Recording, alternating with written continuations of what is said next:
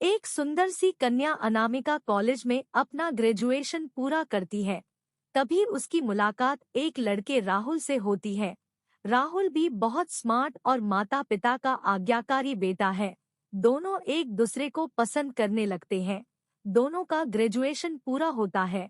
राहुल अपने शहर में जॉब करने लगता है और लड़की भी एक अच्छी जॉब कर रही है।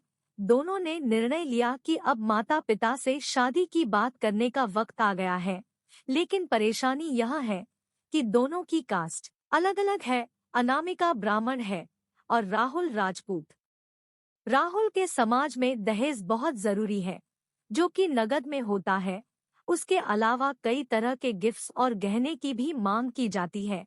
राहुल ने अनामिका को यह स्थिति स्पष्ट की और कहा, घर वालों को मनाओ, अगर तुम सभी मांगे पूरी करवाती हो तो मेरे माता पिता तुम्हें पलकों पर बैठाएंगे। वर्टिकल बार अनामिका ने अपने माता पिता से यह बात कही। अनामिका के माता पिता को यह बात पसंद नहीं थी, पर अनामिका की जिद थी कि अगर मुझे दहेज दोगे तो मेरी इज्जत बढ़ेगी। अनामिका के माता पिता सक्षम भी थे, बिना मांगे भी अनामिका को बहुत कुछ दे सकते थे, पर इस तरह दहेज की मांग करने वाले लोग पसंद नहीं आ रहे थे। लेकिन माता पिता अनामिका की खुशी चाहते थे। उन्हें यह डर था कि कहीं उनकी बेटी ये ना सोचे कि वे अपनी बेटी को कुछ देना नहीं चाहते, इसलिए उन्होंने सभी शर्तें मानी। शादी में राहुल को कार, फ्लैट, फर्नीचर के साथ 50 लाख नगद दिए गए। साथ ही अनामिका को गहने भी दिए गए और सभी रिश्तेदारों को गिफ्ट्स और कपड़े भी दिए। शादी बहुत धूमधाम से की गई, कोई कमी नहीं छोड़ी गई। अनामिका को मन ही मन यह गुमान था कि कास्ट अलग होने के बावजूद माता पिता ने उसकी शादी ससुराल के हिसाब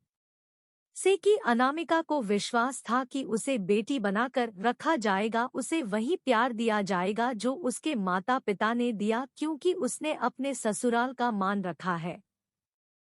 अनामिका ने अपने घर से ससुराल विदा ली। वर्टिकल बार ब्राह्मण कन्या राजपूत घर की बहू बनी। ससुराल में बहुत ज्यादा पर्दा प्रथा थी। बहू को मनचाहा खाने तक की स्वतंत्रता नहीं थी। कितनी भी भूख क्यों ना हो, घर की बहू सबके खाने के बाद ही खाएगी। यहाँ तक कि उसे घर के पुरुषों के सामने बैठने तक की इजाजत नहीं थी। अनामिका ने इस बात पर एतराज दिखाया, पर उसकी किसी ने ना सुनी। राहुल ने भी यह बोलकर मुंह फेर लिया कि यह तो परंपरा है।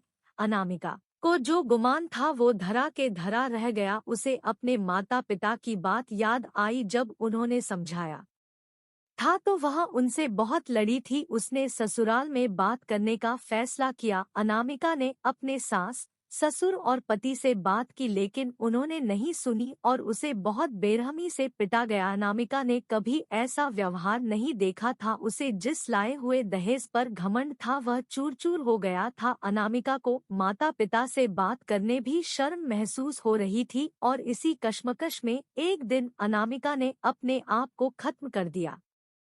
माता पिता को जब यह पता चला तो उन्हें अपनी गलती का एहसास हुआ कि वक्त रहते समझा होता तो बेटी साथ होती। जो लोग दहेज पर बेटे की शादी करते हैं उनकी सोच हर तरह से छोटी होती है। जो बेटे को नीलाम कर सकते हैं वो किसी और की बेटी को कैसे अपनी बेटी बना सकते थे। दहेज कभी खुशियों की चाबी नहीं बन सकता, यह बात सभी को समझनी होगी। इस दहेज प्रथा की कहानी में आपने पढ़ा होगा कि माता पिता ही नहीं, लड़की की सोच भी दहेज को सपोर्ट कर रही थी। कई बार लड़कियों को दहेज का गुमान हो जाता है, पर जो लोग लोभी होते हैं वो कभी अच्छे नहीं हो सकते। यह बात सबको समझने की जरूरत है। कहानियां जीवन में बहुत मायने रखती है।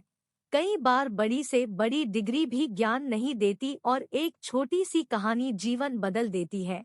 शिक्षाप्रद कहानी को आधार बनाकर अपने बच्चों को जीवन का सच्चा ज्ञान दे।